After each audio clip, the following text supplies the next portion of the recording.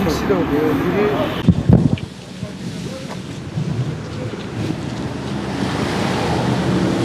zaten sesimiz oldu.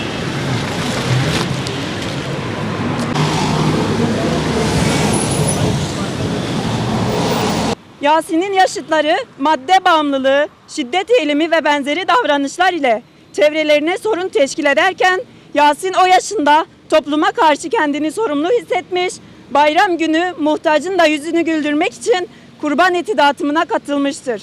Bu davranışından dolayı ödüllendirilmesi gereken yerde vahşi çeteler tarafından hunharca şehit edilmiştir.